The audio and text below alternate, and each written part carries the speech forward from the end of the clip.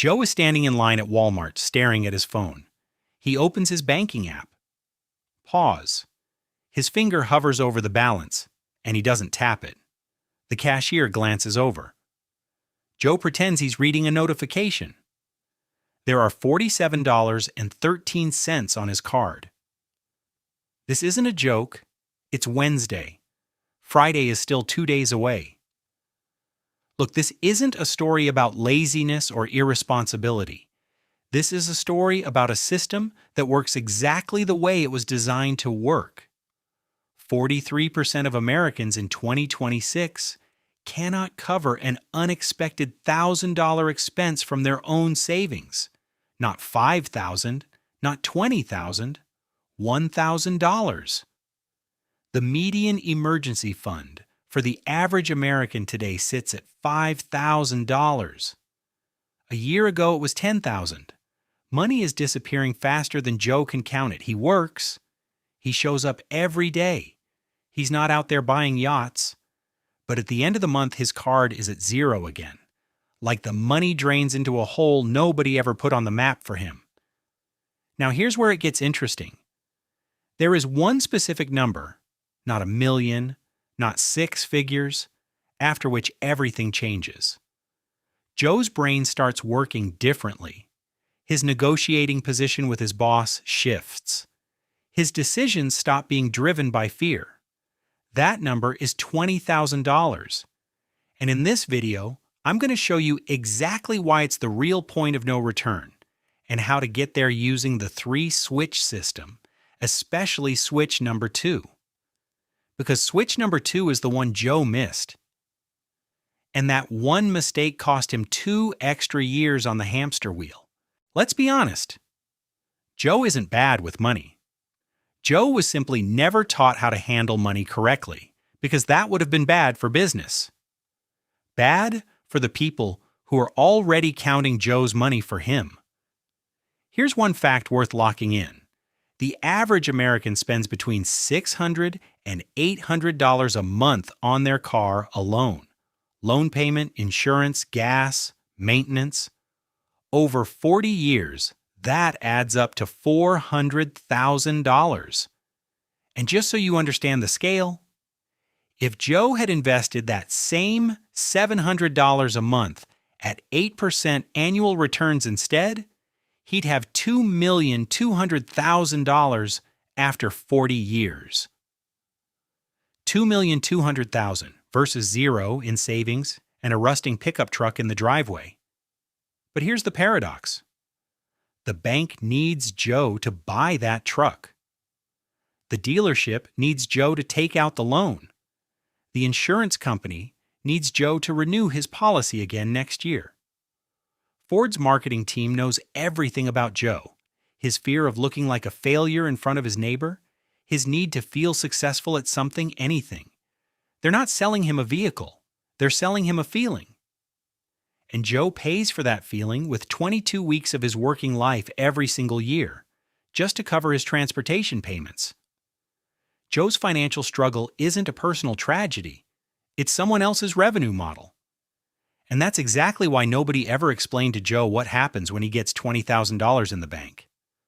But what actually happens to Joe's brain at that moment, that's what comes next. It was March of 2023. Joe had just gotten a raise. An extra $800 a month. For the first time in 3 years, he felt like he'd finally made it out. So he stopped by a dealership. Just to look. That's probably the most expensive phrase in the history of American personal finance. The sales manager met him at the door, not at the desk, not at the counter, right at the entrance, like he'd been waiting specifically for Joe. He walked him straight past the boring sedans to a black Ford F-150 with chrome rims. Joe touched the steering wheel, sat down, smelled that new car smell. And right at that moment, the manager said the line that gets delivered to every Joe in every dealership across the country. Based on your income, your monthly payment would be just $740. Just. That one word did all the work. not $38,000 in total cost, not 87 months of payments, not the fact that the truck would lose 20% of its value the moment Joe drove off the lot. $740 a month. That's less than rent. Joe signed. He drove home in his new truck thinking, I earned this. His neighbor Mark stepped onto the porch and let out a whistle. Joe felt exactly what he was supposed to feel. What the system never showed him was the other side of the equation. That same $740 a month, invested in an index fund at 8% annual returns, would have turned into $430,000 over 20 years. Joe didn't buy a truck. Joe bought Mark's approval for $430,000 and 87 months of financial servitude. And here's the important part. Joe isn't stupid. Joe followed a script that was written for him long before he ever walked into that dealership. The fear of missing his moment when he finally had money coming in, the need to look successful, at least on the outside, the illusion of affordability through a low monthly payment. Those are the three hooks the system uses to reel Joe in every single time. But here's what makes it truly destructive. As long as Joe is making payments on that truck, he will never build up the $20,000 buffer, the one that makes his brain start operating in a completely different mode. The system isn't just taking Joe's money, it's keeping him below the threshold where he'd become dangerous to it. So what exactly is that threshold? And why $20,000 specifically? Let's break it down. Let's be real. Joe doesn't make financial decisions. Joe reacts to fear. And that's not a metaphor. That's neuroscience. When a person has no financial buffer, the prefrontal cortex, the part of the brain responsible for strategic thinking and long-term planning, literally disconnects from the decision-making process. What takes over instead is the amygdala, threat mode, survival mode. In that state, the brain cannot think about what life looks like in 5 years. It can only think about what happens on Friday. Research from Vanguard shows that having just $2,000 in emergency savings increases financial well-being by 21%. Not 20,000, just 2,000. Simply because the brain stops running in emergency mode. And when that emergency fund grows to 3 to 6 months of living expenses, which for most Americans lands right around $20,000, well-being jumps another 13%. But it's not just about the percentage points. It's about which questions the brain starts asking. Below $20,000, Joe asks himself, how do I make it to the next paycheck? Above $20,000, he asks, how do I make this money work for me?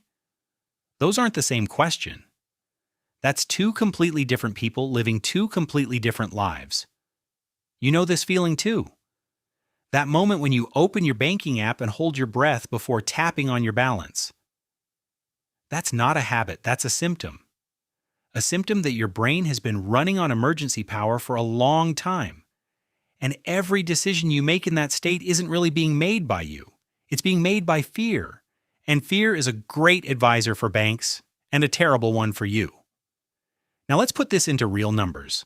As long as Joe has no financial buffer, every crisis, a broken down car, a medical bill, a surprise repair, costs him on average 30% more than it costs someone with savings. Because without money, Joe takes out a loan, pays interest, and accepts whatever deal is in front of him because he has no other choice. Not having $20,000 in the bank isn't just a zero, it's a negative. One the system quietly charges Joe every single time life doesn't go according to plan. So how many years of his life is this actually costing Joe in real dollars? And what myth keeps him accepting it over and over again? Here's a myth Joe heard from his dad, from his neighbor Mark, and from every financial influencer with under 100,000 subscribers. It goes like this. First grow your income, then start saving. The logic sounds airtight. The problem is it doesn't work. Here's the fact that blows this myth wide open. Over the last 10 years, median household income in America grew by 28%. Sounds pretty good. But over that exact same period, personal spending grew by 32%. Joe is earning more and spending even more than that. Economists call this lifestyle inflation. Every time Joe gets a raise, the system is already waiting for him with a new offer. The latest iPhone, a pricier streaming bundle, a nicer neighborhood, a newer car. Income goes up, and the spending baseline automatically rises to match it. This isn't a character flaw, it's a mechanism built directly into the consumer economy and generously funded by corporate marketing budgets. Let's bring this into Joe's actual life. He got that raise 3 years ago, an extra $800 a month. What changed? The truck. Streaming subscriptions went from 2 to 5. Dinner out went from once a week to twice. Joe feels like he's living better, but his bank account is still at zero. Because he was planning to start saving once things settled down. Things never settle down. That's the system's second hook. Convincing Joe that the right moment is always just around the corner. Here's how the math actually works.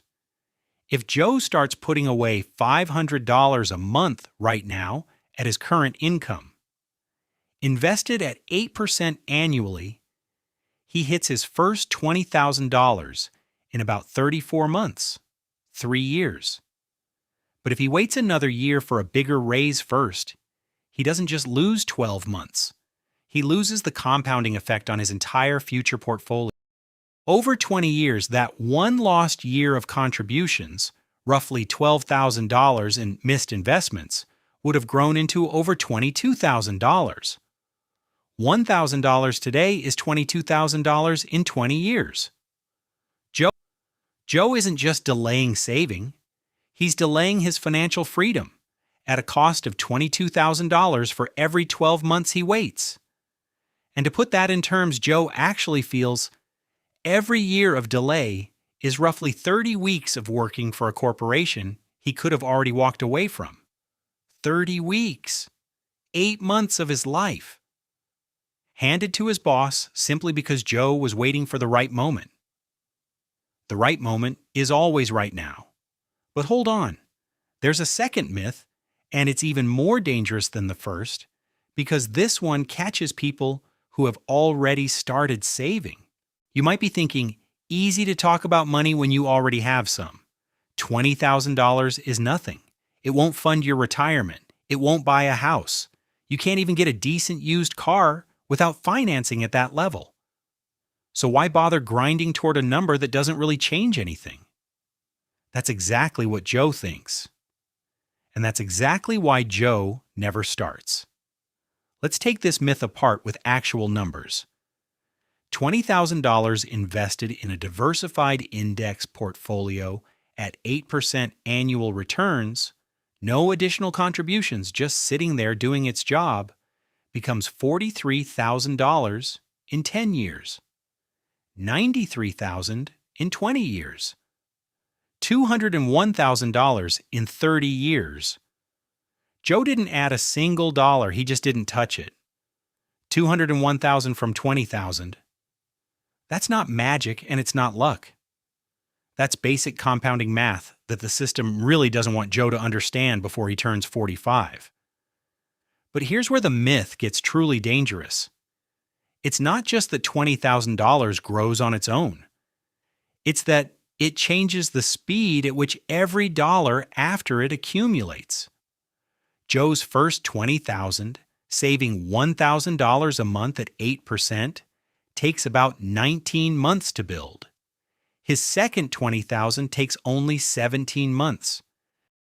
Because that first $20,000 is now working alongside him, adding its own returns on top of his contributions.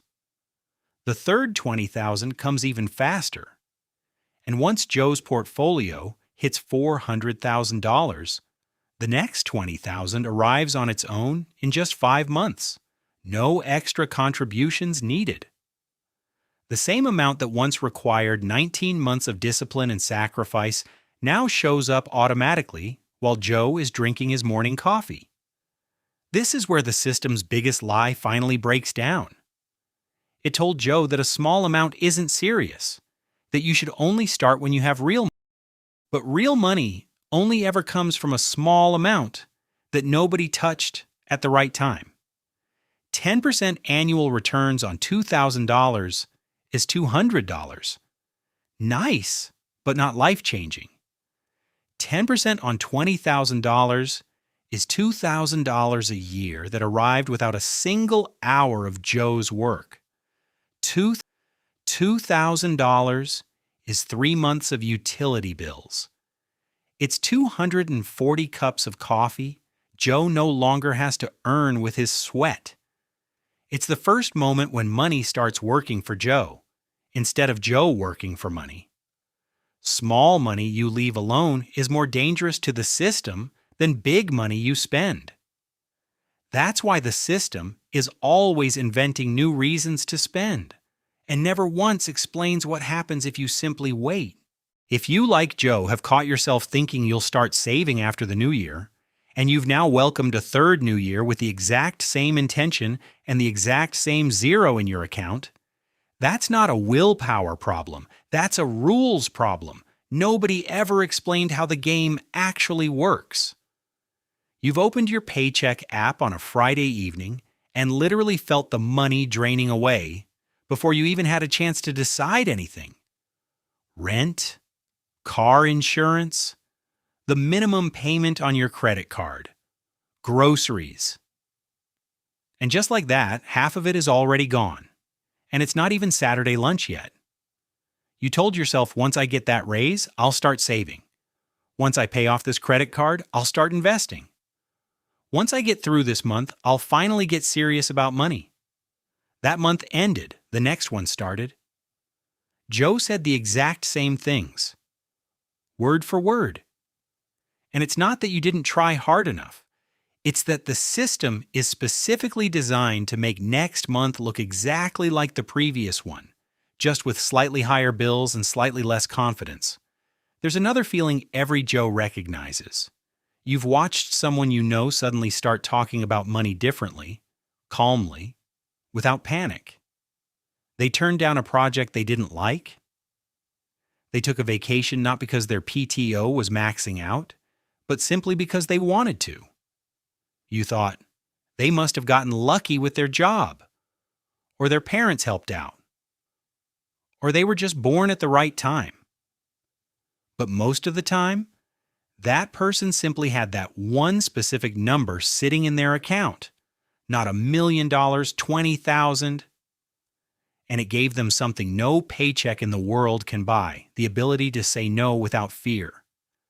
That's exactly what the system doesn't want to sell Joe. Because a Joe who can say no is a Joe, the system can no longer milk.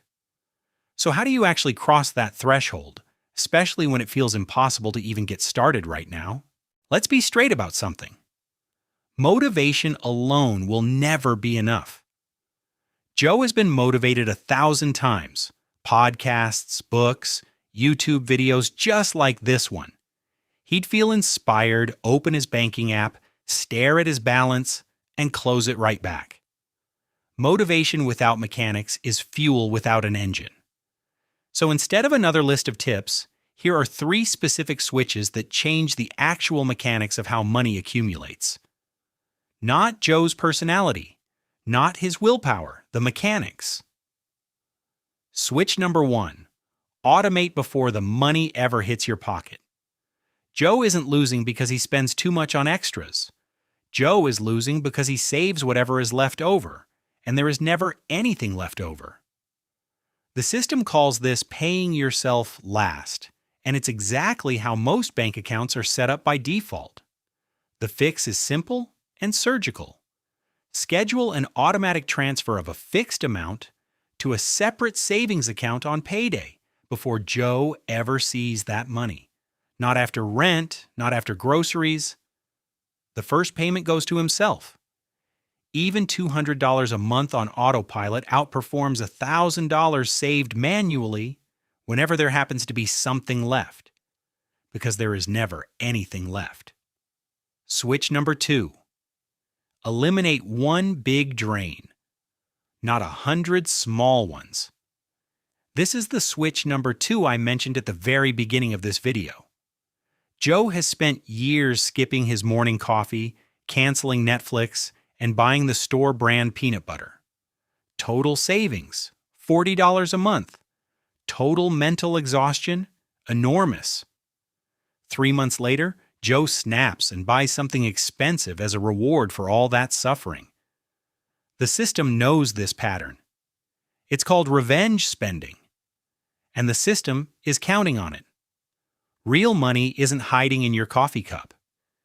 It's hiding in 1 or 2 big decisions: housing, transportation, insurance. Joe, who shops his auto insurance and saves $1,500 a year, or negotiates remote work and cuts his commuting costs by $400 a month, that Joe reaches $20,000 3 times faster than the guy tracking every latte. Financial freedom isn't built from 100 small sacrifices. It's built from one big decision made once. Switch number 3. Make the $20,000 legally untouchable, not just morally off limits. Joe tells himself he won't touch the money. Then Black Friday arrives. Then a friend is launching a business and wants a partner. Then it's just a bad Tuesday, and a new TV sounds really good. Moral promises collapse under pressure.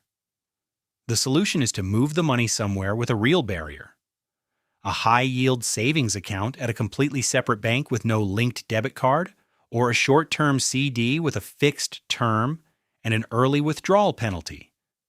Not because Joe is weak, but because the system applies the same pressure to everyone, and the people who win are those who built protective infrastructure instead of relying on willpower at 3 in the morning.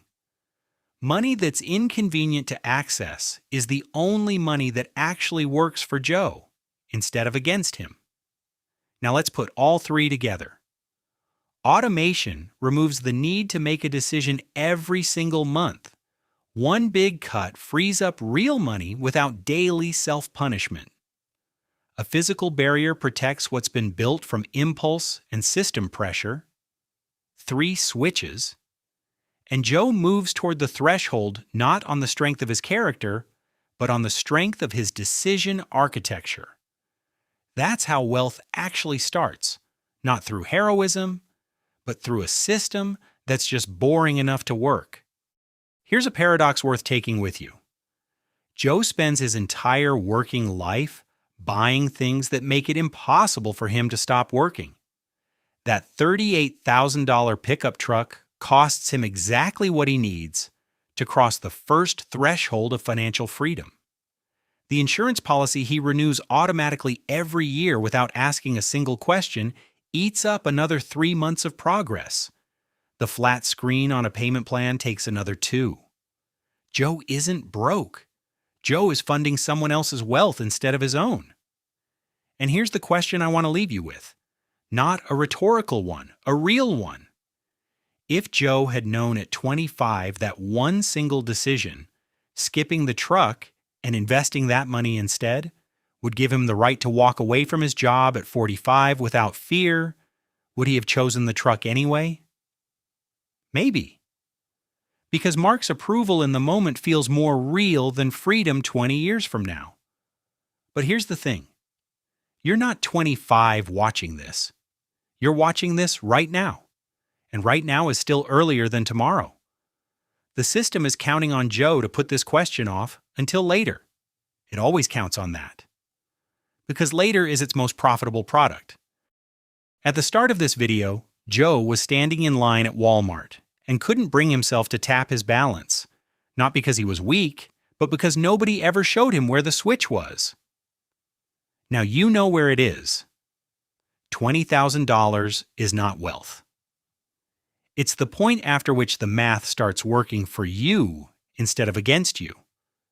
The point after which your brain shifts out of survival mode and into growth mode.